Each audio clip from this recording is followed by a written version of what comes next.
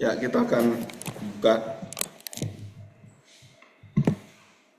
1 Korintus pasal ke-11 ya. 1 Korintus pasal ke-11.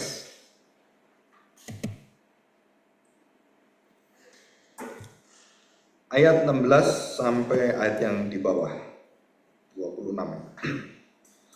Tetapi jika ada orang yang mau membantah kami maupun jemaat-jemaat Allah tidak mempunyai kebiasaan yang demikian. Saudara, ini ada satu kasus, satu masalah bahwa ibadah dalam gereja itu bercampur dengan cara-cara duniawi. Dan kemudian Paulus mengingatkan, dan terutama, saudara, terutama yang tertinggi adalah perjamuan kudus. Itu tidak bisa dikawinkan, dicampur dengan upacara-upacara ritual dan diasimilasi ya. Jadi artinya disenyawakan dengan hukum Taurat serta ritual perjanjian lama. Karena perjanjian baru itu sudah tidak membutuhkan lagi ritual perjanjian lama.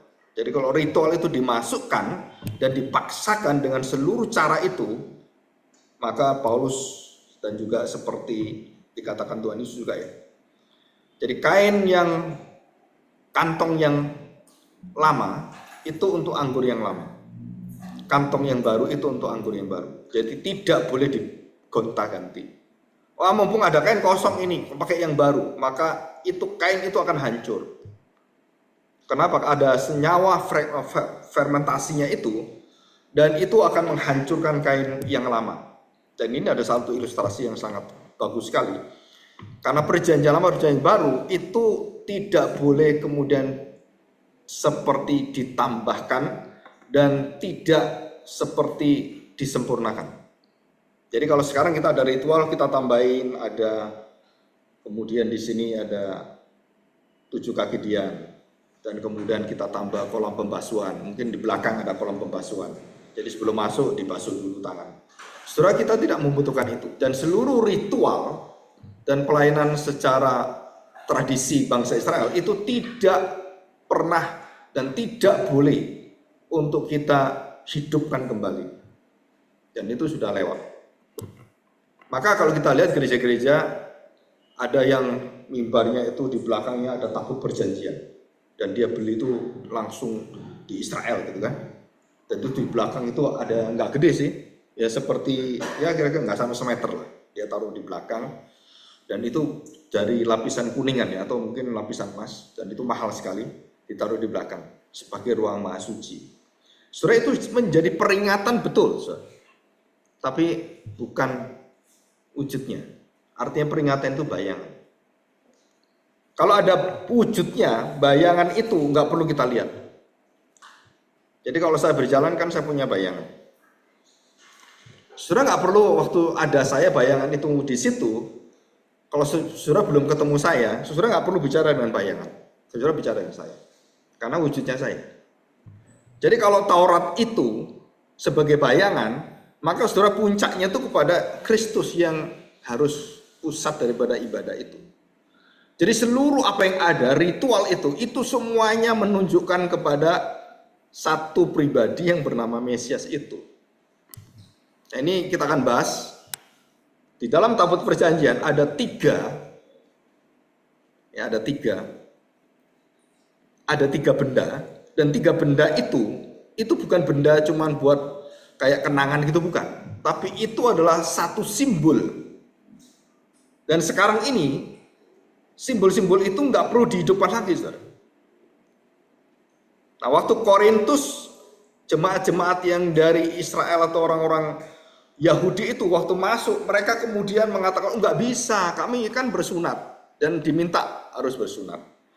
Kami kan ada ritualnya, diminta ada ritualnya. Maka gereja-gereja yang sekarang ini, yang kita lihat sejak Martin Luther, kita kemudian dilepaskan dari seluruh ritual perjanjian lama, bukan untuk meninggalkan hukum Taurat atau menghapus hukum Taurat, tetapi karena yang sempurna sudah datang, jadi kita nggak perlu lagi untuk mengembalikan yang tidak sempurna. Jadi kita harus tahu ini ya. Jadi kalau orang ditanya, kenapa sih gereja itu ini ada ininya, kenapa kamu nggak ada? Saudara, semakin banyak ornamen di gereja yang menjadi nanti satu peringatan-peringatan tertentu, atau mungkin ada lukisan, ada patung, ada ikonik, ya, ikon-ikon itu. Kalau gereja ortodoks itu ada ikon. Jadi kalau kita ibadah, kita itu kosong melompong gini kan. Tapi mereka ada hiasan dari kaca itu, yang warna-warni itu. Dan di situ ada beberapa 6 dan kemudian 3. Yang 3 di belakang, 6 di kiri kanan, itu mewakili semua tentang ibadah. Nah, saudara, kita tidak memakai itu kenapa? Karena segala bentuk ritual dengan seluruh ornamennya, saudara, itu tidak boleh dihidupkan kembali dengan cara apapun. Karena pusat kita adalah Kristus langsung. Saya pernah mengikuti beberapa gereja seperti itu. Saya pernah ke Semarang, pernah di gereja yang, waduh, saudara, itu gereja di dalam itu bahkan bikin taman Eden di belakang mimbar. Terus dikasih air, terus ada pohon kehidupannya gitu sih. Jadi pendetanya perempuan cewek itu, di situ dia khotbah, di belakang itu gambaran taman Eden, terus ada tabut perjanjian, terus ada bendera-bendera, atau maksudnya apa gitu ya. Kayaknya kerajaan Allah gitu kan. Nah, saudara, terus kalau sang raja mau datang, saudara. Jadi kalau ini peringatan Paskah, pendetanya itu diangkut dengan seperti orang-orang kampung itu loh, yang peringatan sunatan. Masih ingat ya? Sunatan kan, terus yang anak laki dari atas terus dikotong gitu kan. Nah, pendetanya digotong dari luar. Terus mereka sorak-sorak, pakai bendera gitu. Mesias gitu kan. Dan mereka menghidupkan lagi itu. Nah, bukan hanya orang-orang yang gereja seperti pola seperti itu, bahkan gereja-gereja yang mungkin mainstreamnya itu adalah gereja yang reform seperti itu atau reform. Itu juga terjebak dalam apa? Dalam hal yang bukan bentuk seperti itu, tapi dalam bentuk apa? Yang baru. Bentuk yang baru. Nah, contohnya apa bentuk yang baru? Mereka kemudian membuat semacam kalau kita lihat itu ornamen-ornamen dalam ibadah, dari mulai ibadah yang ada tanda petik gitu kan, mulai dari seluruh vikarisnya, kemudian seluruh dari pelayannya, dan kemudian di situ ada seragamnya, terus semua diatur semua. Begitu mereka nggak pakai itu semuanya, nggak ada itu semuanya, saudara, saya tanya sekarang, apakah dengan tanda petik uniform itu, semua yang ada itu, terus Tuhan berkenan dengan uniform itu?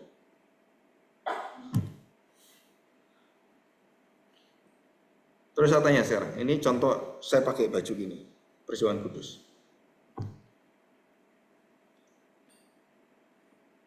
Suatu hari banjir gitu kan, banjir besar, dan kemudian ada sesuatu yang tidak memungkinkan untuk ibadah.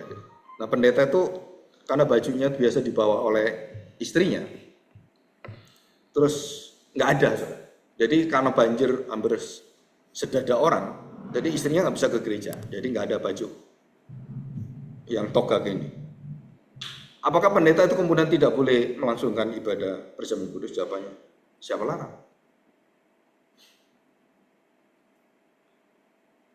Tanpa ini, dan dia seorang pendeta. Saudara, ini ornamen. Ini bukan mutlak. Dan termasuk baptisan itu adalah peringatan. Perjamuan Kudus itu peringatan. Nah, kita akan baca ini. Nah, kita akan belajar yang rada ilustratif, kreatif, imajinatif tentang peringatan. Pengetahuan peringatan atau teologi peringatan.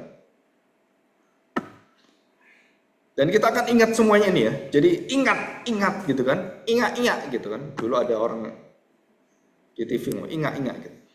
Nah, peringatan itu, apa maksudnya peringatan itu? Kenapa Tuhan mengatakan peringatan? Ingatlah.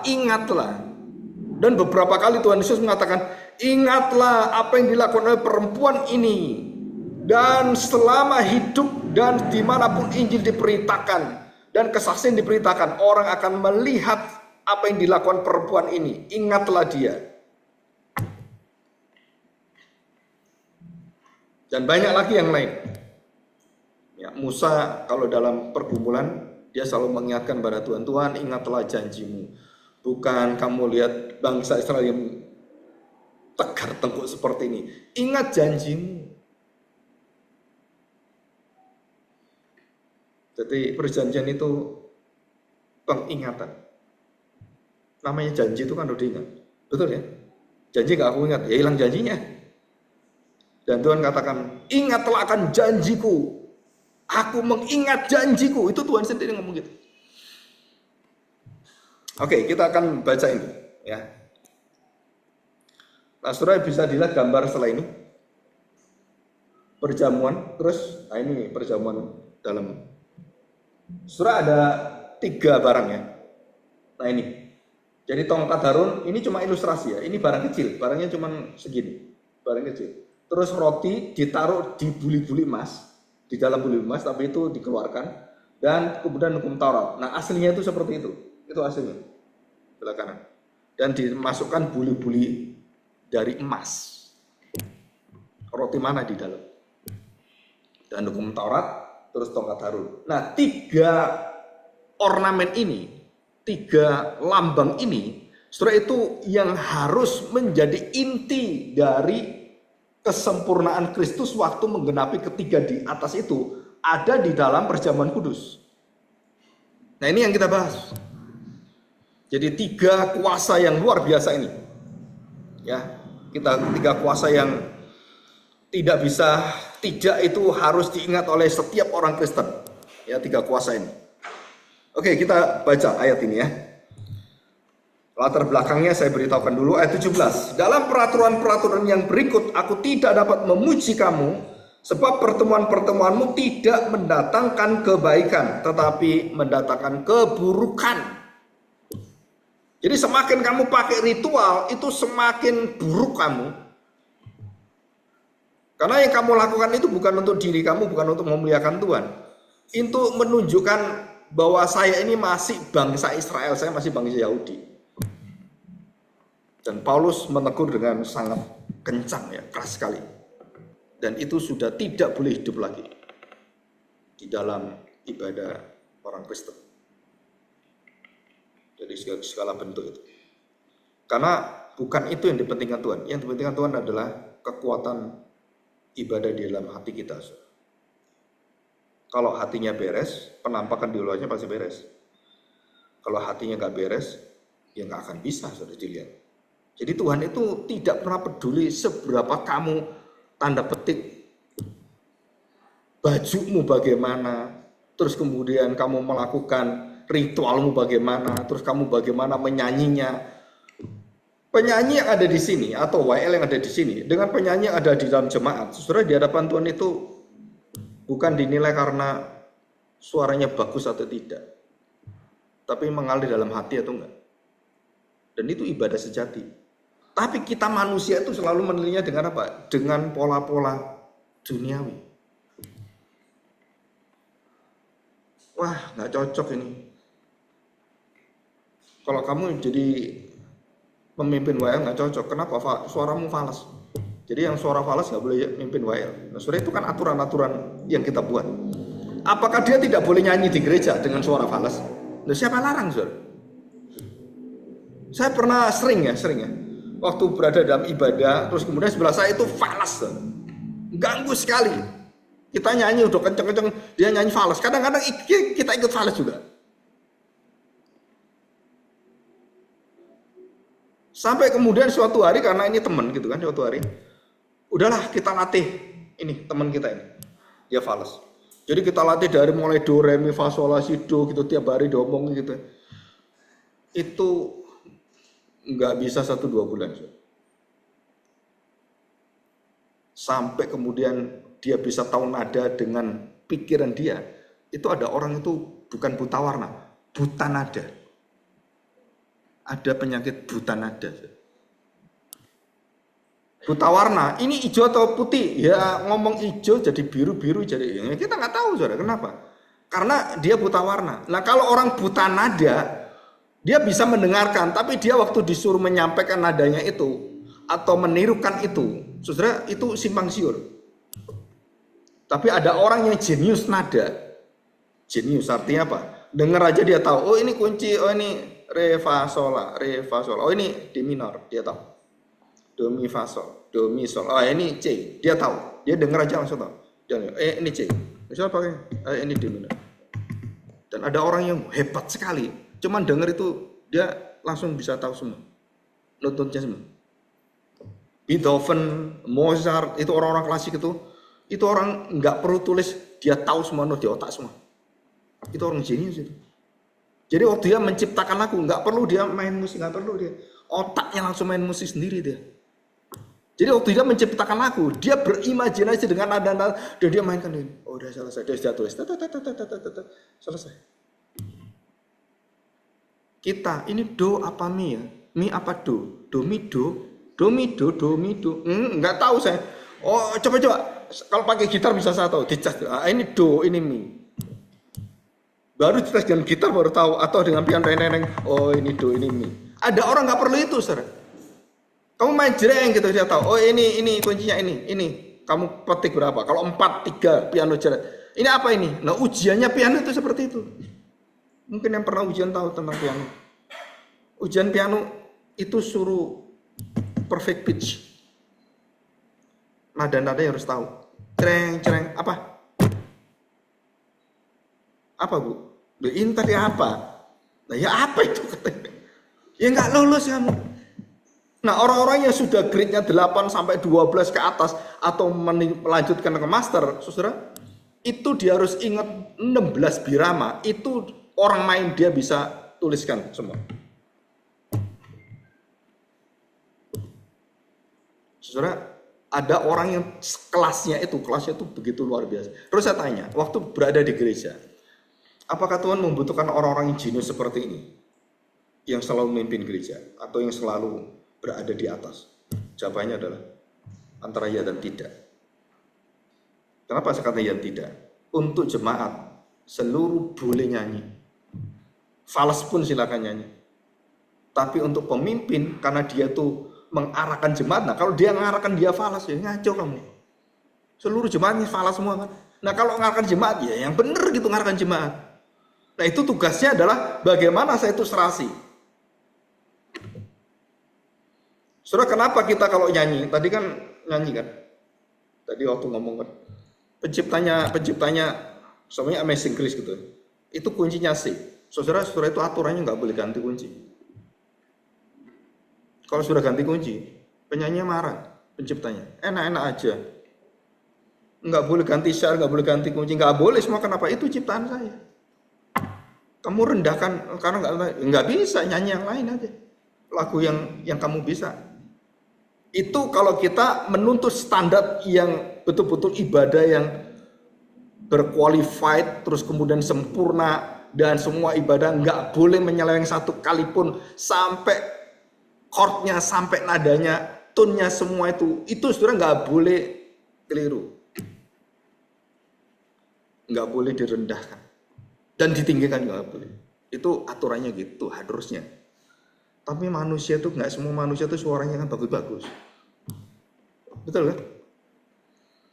Akhirnya kita ya turunkan setengah lah gitu kan. Masih nggak bisa, ya satu nada lah. Aduh masih nggak bisa, ya udah 2 nada. Aduh masih nggak bisa, 3 nada. Jadi nyanyinya jadi gitu semua. Kenapa? Karena nadanya nggak sampai gitu kan. Nah boleh nggak kita memimpin dengan cara seperti ini? Nggak boleh saudara harusnya. Kenapa nggak boleh? Karena itu standarnya itu harus dicapai. Ibadah itu harus standarnya. Harus dicapai apa? Nggak boleh falas ya, karena yang mimpin nggak boleh falas. Dan begitu lagu itu dengan jiwanya, kenapa itu kuncinya harus G, kuncinya harus A kres, ya kan? Kuncinya harus bemol atau B atau apapun gitu kan? Setelah itu karena ada jiwanya di dalam setiap lagu. Ya kita selama ini belum tahu tentang musical theology atau visual theology. Ya karena kita kan terbatas, ya Pak, kita nggak semua bisa nada. Ya maklum saudara. Kenapa maklum? Ya karena keterbatasan. Tapi sebenarnya saudara itu nadanya itu ada standarnya. Standarnya apa? Ya penciptanya pakai lagu apa standarnya itu. Kalau kita mau mencapai hal seperti ini. Tetapi saudara, dengan adanya standar yang begitu tinggi, begitu besar, dan begitu puncak seperti pada zaman abad 16-17, itu puncak dari ibadah yang luar biasa itu, yang tinggi-tinggi itu, yang orang Eropa saja yang bisa melakukan itu. Kemudian Injil itu dibawa ke Afrika, betul kan? Dibawa ke Afrika, nggak ada musik klasik. Terus bagaimana orang-orang di Afrika itu nyanyi? Saudara, musik orang-orang Afrika itu jangan dipikir nggak ada pujian yang bagus, enggak saudara. Penyanyi-penyanyi yang hebat semua itu berasal dari Negro semua. Karena suaranya suara yang sudah bagus secara alami. Tapi kalau kita lihat musik yang mereka terima itu bukan seperti musik di barat yang begitu maju, tetapi mereka pakai ketimpung, gendang gitu kan. Dan mereka tidak melakukan itu, otomatis suaranya itu secara alamiah. Nah ini natural worship itu dengan classical worship itu beda jauh. Jadi kalau orang memberitakan di sini terus kemudian dibawa ke sini, enggak konteksnya, saudara ditolak di sini dia.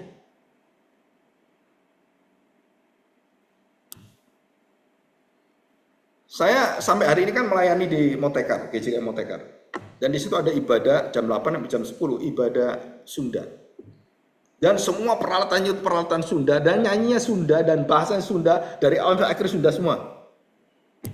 Kalau saudara mau ke sana silakan, itu di Lembang, di STT-MTS, di belakang gereja GJK. Dan semuanya bahasa Sunda, pakai kecapinya juga, pakai sulingnya juga gitu ya. Nah kalau yang mainkan itu orang yang biasa, saudara ya ketemu biasa. Tapi kalau yang mainkan itu orang yang kelasnya kelas yang luar biasa, kecapinya juga sama gitu. Wah itu luar hebat juga bisa. Di NTT juga ada sasando itu, alat musik sasando, yang kayak harpa itu yang kecil itu. Wah saudara itu teknologi musik yang tinggi saudara. Dan itu suaranya jernih sekali itu kalau yang bisa bikin. Dan sekarang generasinya udah mati semua, sudah nggak ada yang ahli yang luar bisa bikin itu, sudah nggak ada. Ini saya dengar dari beberapa teman, Pak generasi ini keturunannya udah mati dan anaknya tidak melanjutkan, dan berhentilah generasi sasando alat itu yang begitu hebat itu nggak ada diteruskan, selesai. Nah, setelah siapa yang teruskan? China, negara China itu mau bikin sasando yang hebat. Saya pernah di satu tempat khusus alat musik yang aneh-aneh, saudara. Alat musik yang dari mana? Dari batu, saudara. Suling dari batu. Dan sulingnya itu batu gini, tapi ada suaranya bisa ditiup ini. Tangan kita di sini semuanya. Ih, hebat juga ya. Waktu saya datang itu, ini alat musik apa? Wah, aneh-aneh semua, saudara. Dari batu, ada yang dari karang gitu semua. Tapi alat musik semua. Ya. Oke, kita lihat sekarang. Ayat 18, sebab pertama-tama aku mendengar bahwa apabila kamu berkumpul sebagai jemaat, ada perpecahan di antara kamu, dan hal itu sedikit banyak aku percaya. Sebab di antara kamu harus ada perpecahan. Ini Paulus mengatakan apa? Harus ada perpecahan. Supaya nyata nanti siapakah di antara kamu yang tahan uji. Kenapa kamu diizinkan perpecahan? Supaya tahan uji dan menguji siapa yang benar, siapa yang salah. Membuktikan kamu itu punya imanmu dari emas atau dari jerami. Ya di situ. Apabila kamu berkumpul, kamu bukanlah berkumpul untuk makan dalam perjamuan. No, dengar saudara.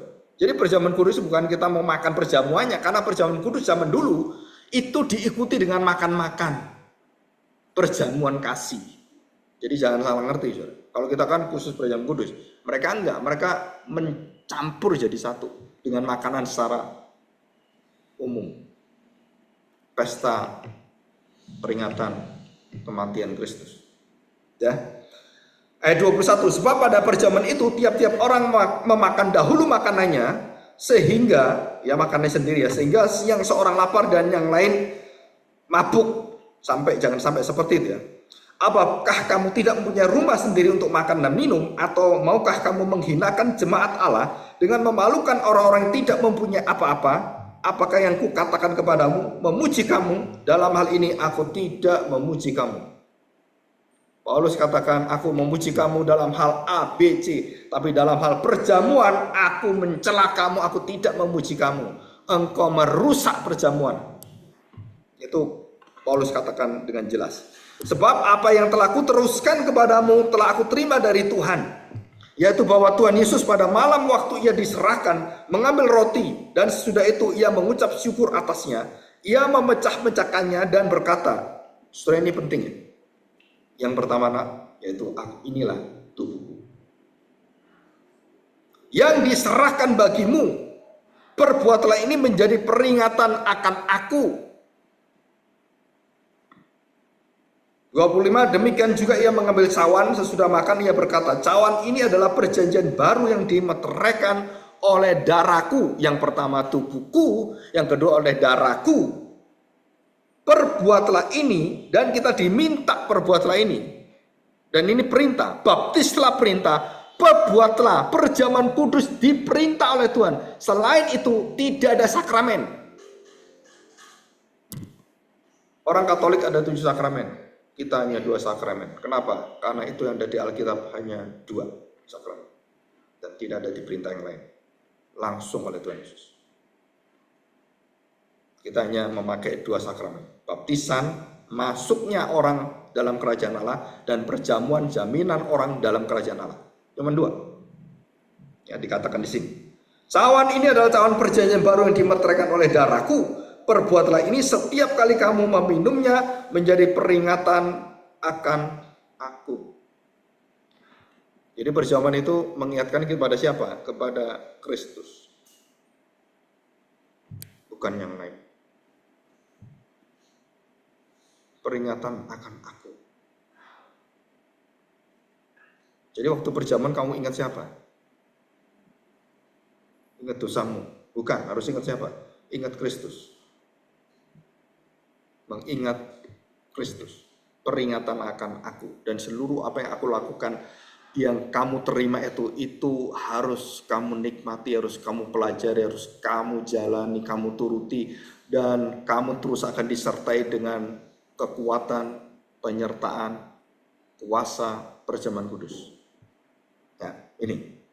Sebab setiap kali kamu makan roti ini dan minum cawan ini, kamu memberitakan kematian Tuhan sampai ia datang. Nah, inilah kerajaan 1000 tahun.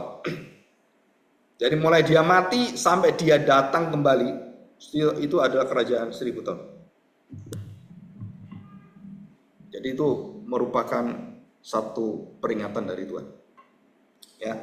Jadi barang siapa dengan cara yang tidak layak makan roti atau minum cawan Tuhan, ia berdosa terhadap tubuh dan darah Tuhan. Karena itu hendaklah tiap-tiap orang menguji dirinya sendiri, dan baru sesudah itu ia makan roti dan minum dari cawan itu. Oke, kita akan bahas ini. Nah, saudara, kita lihat tentang roti mana. Ya, saya sambungkan dengan roti mana, dan ini adalah tubuh Kristus. Dan di dalam Yohanes pasal 6 ayat 48, saudara, dijelaskan bahwa dialah roti mana itu. Coba kita lihat Yohanes pasal 6. Yohanes pasal 6 ayat yang ke-48. Nenek moyangmu telah makan mana di padang gurun dan mereka telah mati. Inilah roti yang turun dari surga. Barang siapa makan daripadanya, ia tidak akan mati. Semua yang makan roti mana, nenek moyangmu, mati semuanya. Tapi yang roti mana ini, kamu akan makan tubuhku, minum darahku, kamu tidak akan mati. Kenyataan mati nggak kita? Mati. Kan kita dikubur mati. Apakah berhenti mati kita di situ? Enggak, saudara. Dikatakan di sini bahwa kamu tidak akan mati. Jadi kamu akan hidup selamanya. Jadi orang yang mati, kuburan itu kemudian menelan jasadnya. Saya tanya, mati nggak dia? Saudara, aliran filsuf Yunani mengatakan mati, nihilisme. Dan beberapa kepercayaan mengatakan sudah nggak ada, selesai semuanya. Tapi kekristenan mengatakan apa? Orang yang mati dalam kubur itu masih hidup nggak mati. Dan hidup setelah kematian itu, setelah itu penentuan kamu percaya Kristus, kamu dijamin dengan tubuhnya. Kamu nggak percaya dengan dia, kamu tanpa tubuh Kristus, dengan tubuhmu kamu binasa dan kamu akan masuk dalam kemarahan dan kemurkaan Tuhan yang tiada hentinya. Dan yang bisa menerima murka Tuhan itu hanya Tuhan Yesus. Jadi mereka yang tidak terima Tuhan Yesus menerima murka Bapa itu selama-lamanya dalam kesengsaraan dan tidak pernah bisa balik. Jadi ini adalah satu penjelasan. Jadi roti mana itu siapa? Saudara, identitas siapakah ciri kita sebenarnya? Jadi orang Israel diberitahu waktu mereka melihat roti itu, Tuhan mengatakan roti yang turun itu dari langit itu, yang kamu ambil, yang kemudian kamu kumpul, kamu makan itu, ini turun dari surga. Betul ya, dikatakan di sini. Inilah roti yang turun dari surga. Barang siapa makan daripadanya, ia tidak akan mati. Dan dia mengatakan satu kalimat dengan jelas. Akulah roti mana hidup itu. Akulah mana itu. Jadi waktu nanti kita terima roti ini, dan kemudian kita angkat roti ini, kita berdoa, saudara, kita diingatkan oleh Tuhan. Segala dosa yang menghancurkan tubuhmu, segala dosa yang membelenggu daripada dagingmu, membelenggu daripada seluruh hidupmu, saudara, itu sudah ditaklukkan oleh Tuhan. Jadi identitas kita sudah diberitahu. Jadi yang pertama apa? Roti mana itu menunjukkan siapakah dirimu yang sebenarnya. Bukan dirimu yang lama, tetapi dirimu yang baru. Jadi mana itu adalah bayangan Kristus, dan kemudian Tuhan mengatakan, akulah mana yang hidup. Mana yang ini kamu makan, kamu mati. Mana yang hidup ini kamu makan, kamu akan hidup selamanya. Dan sama seperti pada perempuan Samaria. Kamu menggali air ini dan mengambil air ini, kamu minum. Kamu puas minum dan kamu haus lagi. Dan kamu kemudian tidak pernah meminum, kemudian tidak haus. Tapi air yang aku berikan padamu bukan hanya membuat kamu puas dan tidak haus lagi, tetapi mengalir terus dalam hatimu. Dan itu bedanya. Jadi perjamuan kudus ini sebenarnya menjamin kita bahwa penyertaan Tuhan, nyawa Tuhan, hadirat Tuhan, tubuh Tuhan, itu tidak pernah terlepas dari tubuh saya.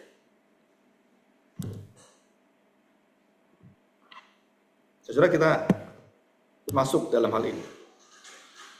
Kita lihat ya. Semua yang ada di dunia ini, saudara, itu sementara. Saudara, apapun. Itu seperti panah. Kita makan, minum ini semua tidak akan berlangsung sampai kekekalan. Baju yang kita pakai itu juga tidak akan masuk dalam kekekalan. Semua yang ada, yang kita nikmati semua ini, saudara, itu semua akan berhenti semua. Dan tidak akan berlanjut. Jadi ini kita akan lepaskan semuanya.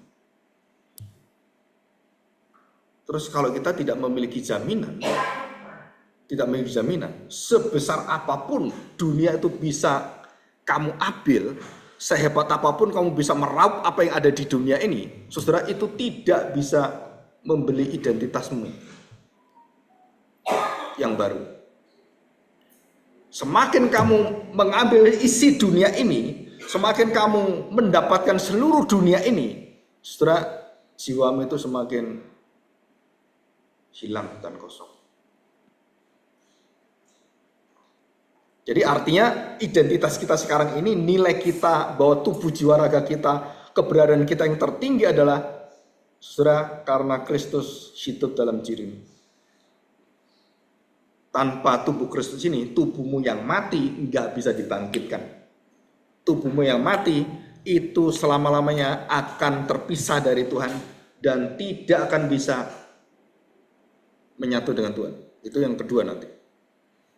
Kuasa yang kedua. Jadi tubuh Kristus itu menjamin kepada kita, mengingatkan kita bahwa apapun yang terjadi dengan tubuhmu, sampai kamu mati pun, aku mengatakan bahwa kamu akan hidup kekal. Kamu akan hidup lagi. Dan ini berjalan terus. Maka orang-orang yang hidupnya hanya melihat kepada satu sisi, bagaimana saya makan, bagaimana saya minum, saudara, itu nggak usah jadi orang Kristen. Dunia juga melakukan hal seperti itu. Kita cuman pikirannya cuman cari makan, cari minum, cari rezeki, selesai semua. Saudara, jika kita hanya seperti itu, malangnya, betapa malangnya hidup kita ini. Kenapa? Karena kita tidak tahu hidup yang setelah kematian. Dan tubuh Kristus inilah menjadi satu kekuatan, kita diberitahu dan diingatkan, perbuatlah ini, ambillah dagingku. Dan Tuhan mengatakan, aku tidak akan pernah meninggalkan kamu. Jadi di mana kamu berada, Yesus kamu berada di mana, kami ada di situ. Di mana Tuhan ada, kami ada di situ. Itu artinya apa, saudara? Hadirat Tuhan tidak pernah meninggalkan kita, dan hadirat kita jangan pernah meninggalkan Tuhan. Di situ. Tapi kenyataannya dalam hidup kita, saudara, dalam dosa-dosa kita, dalam kelemahan kita, selalu ada jarak yang terus merenggang dengan Tuhan. Dan kenapa Tuhan berikan di tengah-tengah pergumulan kita itu, ada roh yang selalu mendekatkan kita, ada roh yang pendekat, yaitu Roh Kudus. Roh yang mengingatkan kita, roh pengingat, Roh Kudus. Roh yang membawa kita kembali kepada hadirat Tuhan, roh yang menyertai kita adalah Roh Kudus. Jadi tubuh Kristus itu sudah diletakkan, sudah ditanam dalam diri kita, saudara. Jadi waktu saya mati, saya tanya sekarang, saya takut nggak kalau saya mati pergi kemana? Nggak usah takut, saudara. Saya takut nggak kalau mati saya dibakar atau dikubur atau dibawa ke laut, dibuang ke laut? Waduh, ngeri juga di laut ya. Kalau di laut itu saya sendirian di tengah-tengah laut, terus gimana itu ya? Siang malam sendirian. Ya kamu mikirnya waktu hidup. Kalau udah mati nggak mikir ke sana, saudara. Kalau sudah mati, roh kita dari tubuh kita itu dicabut, kemudian roh kita, jiwa kita, roh kita itu bersama dengan Tuhan. Dan tubuh kita itu menunggu nanti akhir zaman. Tubuh Kristus ini akan membangkitkan tubuhmu dengan tubuh yang baru. Tapi jiwamu, rohmu ada di sini, itu disebut kematian. Kematian itu apa? Terpisahnya jasmani kita dengan roh kita. Itu kematian. Dan kembalinya roh kita kepada jasmani kita, itulah kehidupan kekal. Nah, saudara, penyatuan inilah adalah kuasa yang kedua yang kita lihat. Apa kuasa kedua? Kedua adalah tongkat Harun.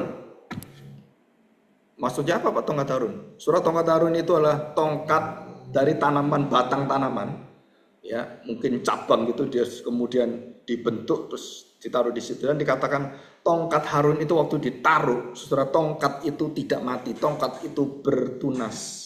Nah, itu ada gambarnya dari tunas yang kecil.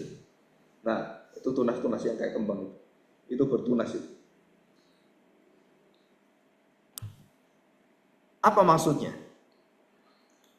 Saudara, maksudnya setelah kita lihat bahwa roti mana itu melambangkan tentang tubuh Kristus kemudian dibangkitkan oleh Tuhan, dan waktu kita lihat tentang tongkat Harun yang kemudian muncul daunnya, muncul daripada kehidupan yang baru, dari pemimpinan, dari otoritas, dari kuasa. Dan tongkat itu menunjukkan dua hal penting sekali. Yang pertama adalah bagaimana engkau hidup dipimpin, dan di dalam setiap kepemimpinan yang baru itu, saudara, itu ada kehidupan yang baru.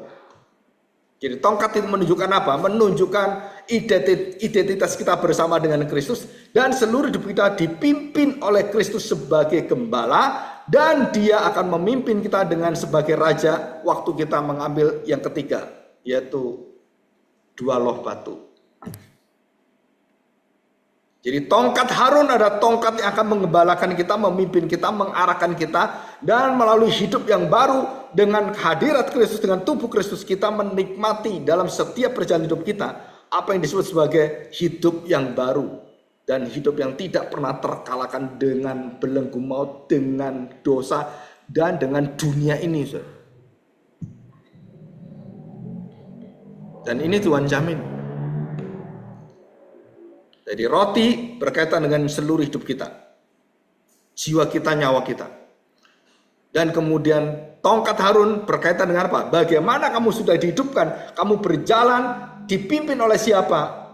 Dalam kematianmu itu kamu timbul seperti tunas, tunggul, ya, keluarlah tunas yang baru dan kehidupan yang baru. Nah, itulah kehidupanmu. Dipimpin oleh siapa? Seorang gembala yang agung, dan dia akan menuntun hidupmu, dia akan menyertai engkau, dan dengan tongkat itu engkau akan mendapatkan jalanmu menjadi terang dan tidak pernah dalam kegelapan.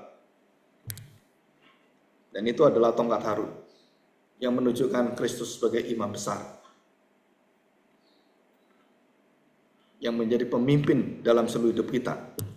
Tongkat yang kelihatannya mati itu akhirnya menjadi tongkat yang hidup. Jadi artinya apa, saudara? Jadi tongkat Harun yang bertunas adalah pergantian kepemimpinan imam besar.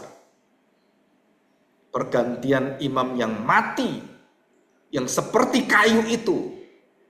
Dan kemudian timbul imam yang baru, imam yang tidak ada dosanya, imam yang menanggung dosa semua orang itu, dan imam itu mati bagi seluruh dosa manusia, dan imam ini tidak pernah mati bagi orang lain. Dan imam itu adalah imam mati. Nah, itu lambang tongkat, otoritas ilahi dalam hidup kita. Jadi waktu kita mengambil perjamuan kudus, saudara-saudara dipimpin oleh Tuhan bahwa sekarang darahmu itu, jiwamu itu, nyawamu itu adalah berada dalam otoritas Tuhan, dipimpin oleh Tuhan, dan tidak pernah keluar dari garis itu. Jadi waktu saya makan tubuh Kristus dan kemudian saya minum darah itu, nah darah inilah yang menghidupkan kematianmu. Jadi tubuhmu yang mati, yang menerima tubuh Kristus itu dengan darah Yesus itu, dan darah Yesus inilah yang menghidupkan tubuh Kristus, yang mematikan tubuhmu, dan tubuhmu yang mati menjadi hidup. Jadi ada berapa hidup dalam diri kita? Ada dua. Hidupnya siapa? Hidup Kristus dan hidupmu yang baru. Hidup Kristus memimpin hidupmu yang sudah mati itu, dan dipimpin oleh siapa? Dipimpin oleh tongkat ini. Dan setiap kali tongkat diangkat, saudara, dalam cerita Musa dan juga Harun, setiap tongkat diangkat, apa yang terjadi? Terjadi kuasa surgawi turun.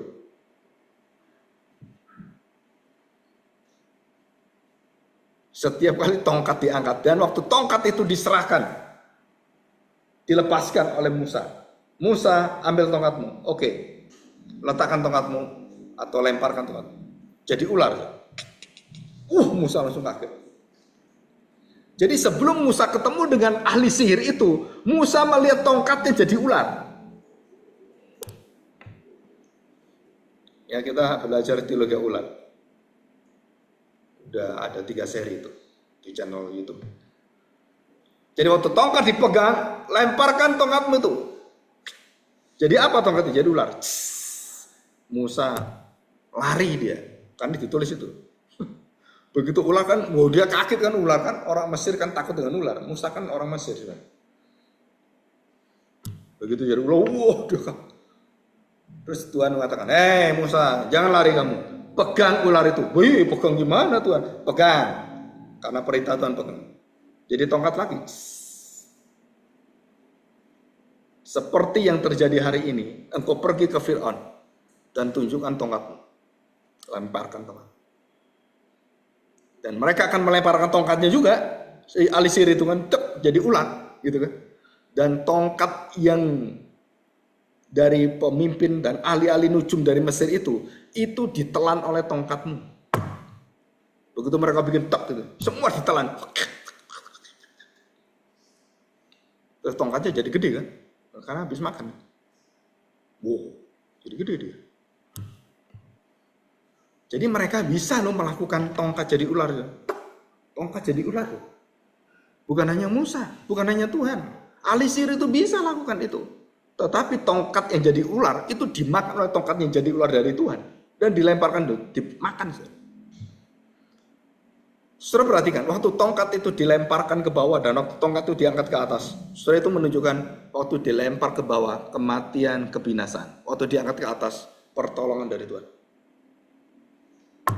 Masih ingat tongkat Harun? Hur dan Harun yang mengangkat tongkat Musa karena Musa kecapean. Aduh turun, wah, kalah. Nggak masuk akal saudara. Peperangan kalah karena tongkat. Tongkatnya turun, kecapean Musa. Terus ditopang keluar.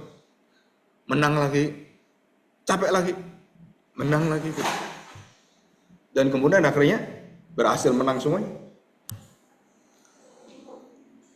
Jadi waktu Musa di dalam kondisi terdesak dan semua orang bangsa Israel, wow, mengeluh.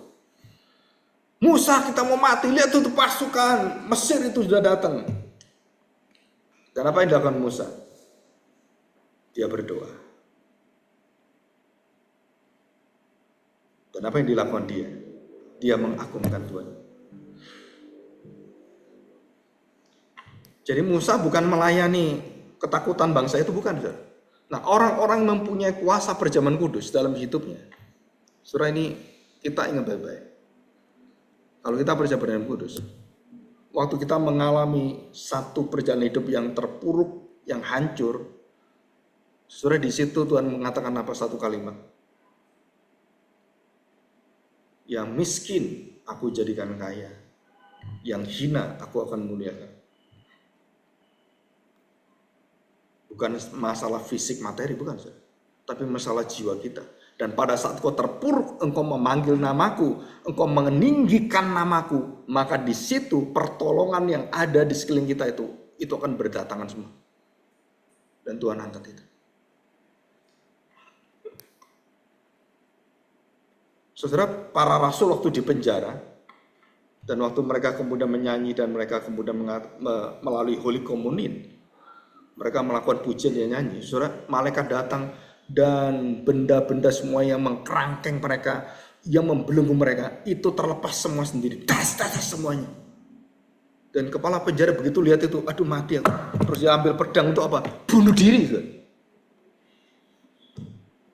Mereka mau bunuh diri itu. Ngapain kamu bunuh diri? Wah, ini kalau sampai kamu keluar, mati saya. Itu nyawa saya. Kalau kamu keluar, saya pasti mati. Dan itu aturannya gitu.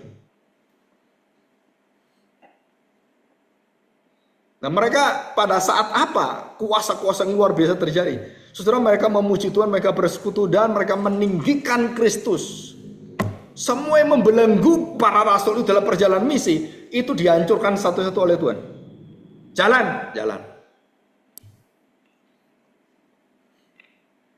Jadi kalau Tuhan yang memimpin, mau iblis di depanmu, kamu nggak perlu takut. Kenapa? Tuhan akan singkirkan semua. Dan itu kuasa tongkat Harun.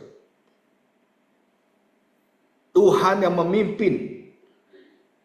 Dan tabut perjanjian itu, roti mana, tongkat Harun, dan hukum Taurat itu selalu di depan semua orang Israel. Dan tidak pernah di belakang. Dalam perang apapun, dan kondisi apapun, kesulitan apapun, firman, tubuh Kristus, Taurat, dan tongkat gembala itu ada di depan. Jadi artinya begini, saudara, perjamuan kudus yang kita peringati, itu menunjukkan bahwa kita ini sudah dipimpin dengan 3 kuasa ini. Kuasa identitas kita yang baru dalam Kristus. Kuasa Kristus memimpin kita sebagai imam. Dalam segala perjalanan hidup kita, dalam segala kejatuhan kita, dia akan mengangkat kita, dia akan membela kita, dia akan menegakkan kita. Dan itu perjamuan kudus. Dan yang terakhir, saudara, engkau diberi hukum Taurat yang baru, yang bukan ditanam di dalam tabut perjanjian, tapi aku tuliskan di dalam hatimu. Nah, kita lihat Yeremia 31. Yeremia 31. Ayat 33. Tetapi beginilah perjanjian yang kuadakan dengan kaum Israel sesudah waktu itu. Demikianlah firman Tuhan. Aku akan menaruh Tauratku dalam batin mereka dan menuliskannya dalam hati mereka. Maka aku akan menjadi Allah mereka dan mereka akan menjadi umatku. Nah, ini puncak. Puncak apa? Bahwa jaminan kamu dan aku itu menjadi satu. Saudara, ini dikatakan bahwa Tuhan akan menaruh Taurat itu bukan lagi berjalan-jalan di gotong atau dipikul oleh orang, bukan, saudara. Itu Taurat yang bayangan sementara. Tapi Taurat yang betul-betul hidup ini akan dituliskan, diletakkan, ditaruh Taurat itu dalam hatimu.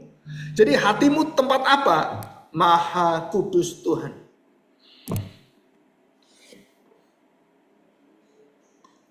Jadi kalau kita lihat Bait Allah itu ruang pembasuhan, ruang masuk, pintu masuk pertama, dan ruang suci, tempat imam yang menyediakan semua, dan ruang maha suci, di mana hanya setahun sekali imam besar boleh masuk. Ini setahun sekali. Ini khusus imam-imam, dan ini adalah untuk orang-orang sembahyang, itu di sini.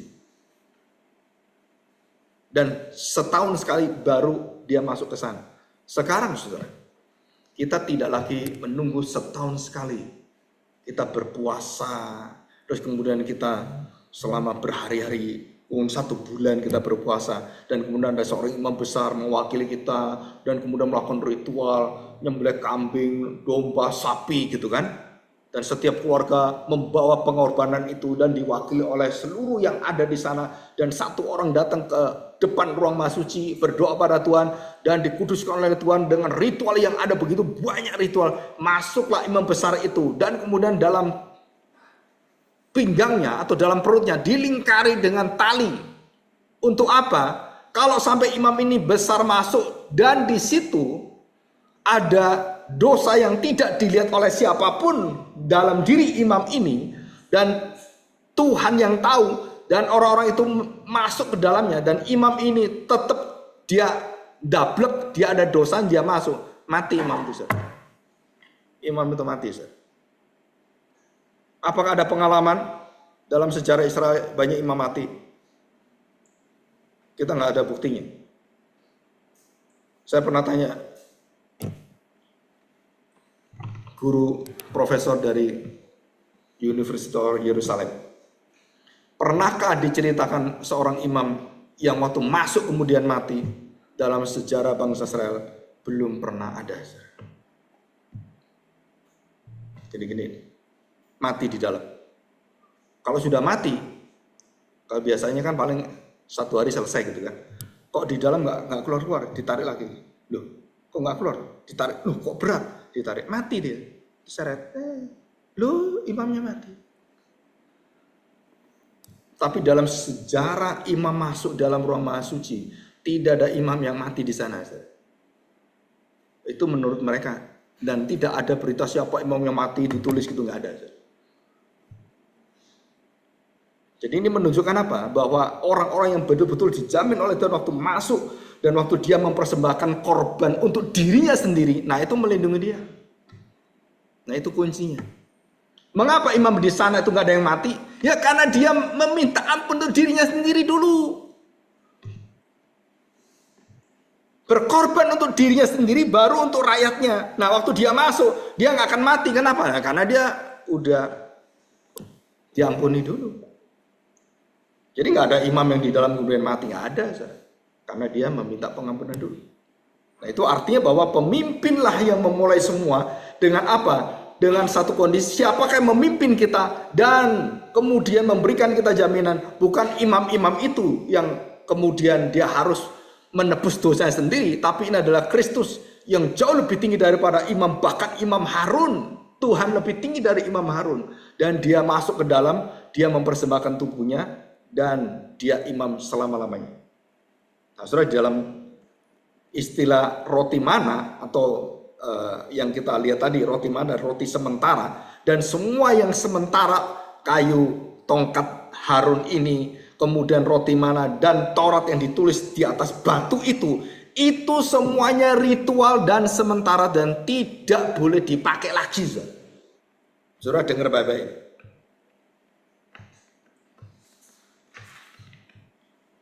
Kenapa nggak boleh dipakai lagi? Karena hukum Taurat itu yang ada hukum Taurat itu, yang digenapi oleh Tuhan itu, diletakkan di dalam hatimu oleh Tuhan. Aku menaruh Tauratku dalam hatimu. Jadi jangan sekali-sekali membangun tabut perjanjian di belakang kita. Oh itu loh, nanti tabutnya. Apalagi orang-orang yang punya rencana mau mendirikan bait Allah yang ketiga. Oh di sanalah, saudara. Mereka tidak menangkap seperti Nikodemus. Kamu itu guru bangsa Israel. Kamu itu orang yang sangat rohani. Kenapa kamu tidak mengerti yang rohani? Yang rohani kamu duniawikan, kamu jasmanikan. Yang jasmani kamu rohanikan. Apa yang rohani kamu jasmanikan? Bagaimana saya lahir baru? Bagaimana saya sudah tua? Terus bagaimana kepala saya masuk ke rahim ibu saya? Kamu itu pemimpin spiritual, bukan jasmani. Pikiranmu sudah rusak. Jadi kalau gereja mengembalikan semua itu, bait Allah akan didirikan kembali, ruang semua suci didirikan dari, engkau menghina Kristus. Engkau anti Kristus. Engkau anti Mesias.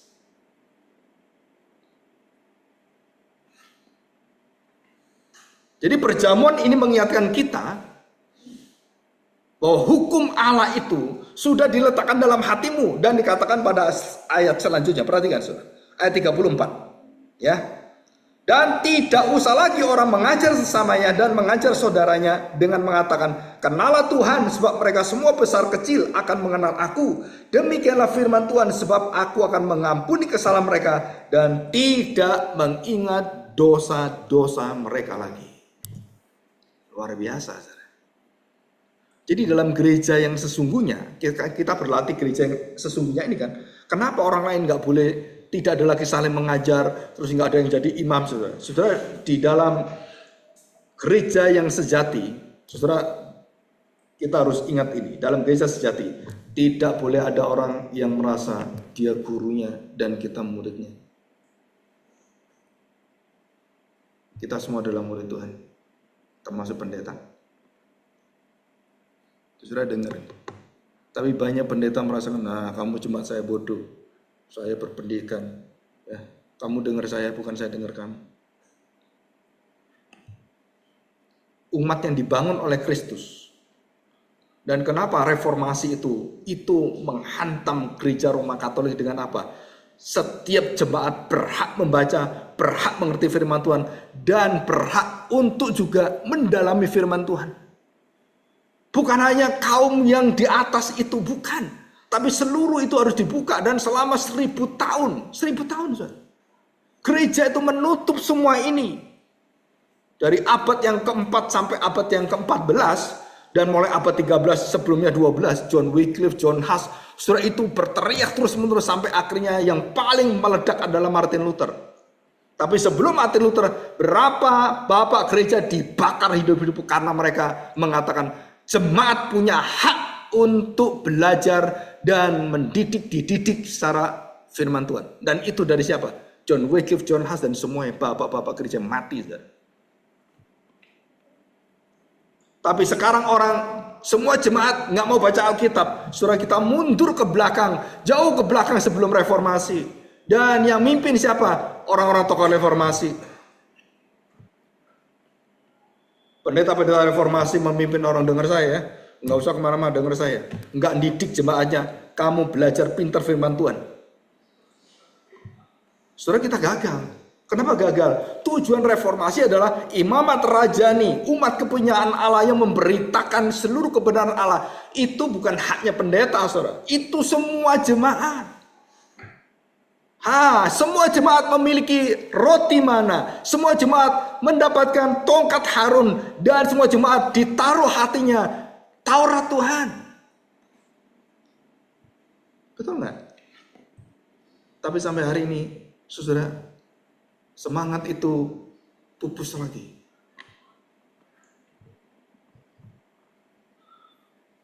Ada satu jemaat namanya jemaat gereja Brethren, persaudaraan. Satu sisi ada baiknya, satu sisi ada kelemahannya. Saudara tahu gereja Brethren di Bandung banyak sekali. Dan yang khotbah itu bukan pendeta. Khotbah itu semua jemaat yang sudah terdidik dalam firman Tuhan. Dan mereka boleh berkhotbah. bukan hamba Tuhan. Gereja Brethren. Semangatnya mirip seperti Alkitab. Tetapi waktu saya pernah ikut berjalan bersama dan melihatnya, saudara, kualitas rohaninya akhirnya tidak ada yang mengarahkan. Ya sama aja. Sama aja. Kenapa? Ya kamu ngaling-ngaling sendiri, nafsu-nafsu sendiri, kemudian setiap orang ngomong, berlawan dengan satu, ini ngomong satu, ini ngomong satu. Oh, kok berlawanan gimana ini? Saya percaya gereja dipimpin Petrus, Paulus, Timotius, Lukas, dan semuanya. Saudara, itu mengadakan pemimpin-pemimpin di dalam gereja. Pemberita-pemberita firman Tuhan itu dari semangat. Kenapa saya berani mengatakan demikian? Karena Paulus sudah mengincar Timotius, Epaphroditus, dan semua yang namanya tus itu kan. Itu dari sejak kecil, dari sejak muda, dia sudah proyeksi, oh ini nanti kamu yang akan memimpin. Dan di situ tidak ada secara kita seperti ini. Organisasi ritual, sekolah teologi, terus TTBG nggak ada. Dan mereka langsung masuk, dan yang mengangkat langsung adalah para rasul. Itu gereja mula-mula seperti itu. Jadi kita belajar 3 hal penting. Yang pertama adalah tubuh, kemudian tongkat Harun, dan yang terakhir adalah Taurat. Apa arti terakhir Taurat? Taurat adalah mukadimah dan hukum dari gereja Tuhan. Jadi tubuh kita manusia baru, kita menjadi umat yang baru, kita menjadi anak-anak kerajaan yang baru dalam kerajaan terang, dan kita mendapatkan pemimpin yang baru, seorang gembala yang menggembalakan kita, dan seorang raja yang memimpin kita dengan firman Tuhan. Jadi raja, imam, dan nabi. Jadi kita akan belajar melakukan ini. Kita lihat yang terakhir, Ibrani pasal 8, ayat yang ke-10. Perhatikan, saudara. Dan ini diulangi ya dari Yeremia. Maka inilah perjanjian yang kuadakan dengan kaum Israel sewaktu itu. Demikianlah firman Tuhan, aku akan menaruh hukumku dalam akal budi mereka dan menuliskannya dalam hati mereka, maka aku akan menjadi Allah mereka dan mereka akan menjadi umatku. Apa bedanya dengan Yeremia? Ada satu yang dimasukkan oleh penulis Ibrani. Apa itu? Saudara, yang tidak ada dalam perjanjian lama. Akal budiku. Saudara tahu ini? Jadi dikatakan di sini, aku menaruh hukumku di dalam akal budi mereka dan menuliskannya di dalam hati mereka. Dan kenapa penulis Ibrani menambahkan akal budi mereka? Jadi sekarang, bangsa Israel ada akal budi nggak? Ada. Apa yang kurang dalam bangsa Israel? Yang ditaruh dalam Alkitab, yang dituliskan, ditambahkan di sana akal budi mereka. Bukan hanya hati mereka, akal budi mereka. Jadi akal budi ini, saudara, adalah seluruh pemikiran, semuanya itu harus diperbarui. Dan siapakah pusat dan bagaimana kita harus menaklukkan seluruh akal budi kita kepada siapa? Yaitu kepada akal budi Kristus. Bangsa Israel nggak punya. Apa yang nggak punya? Wujud manusia daripada Taurat itu. Wujud manusia daripada seluruh hukum ritual itu. Mereka nggak punya. Begitu Yesus ada, maka akal budi itu semuanya ada di dalam Kristus. Dan seluruh ritual yang ada, saudara, itu semua digantikan dengan hari ini kita akan peringati roti dan anggur. Dan tidak ada yang lain. Dan inilah kuasa keajaiban Tuhan. Kuasa kenabian, kuasa kerajaan, dan kuasa keimaman. Dan kita berdoa supaya kita menjadi gereja yang sungguh-sungguh dikenal dan juga dikasih oleh Tuhan. Ya, mari kita persiapkan kita untuk masuk dalam perjamuan.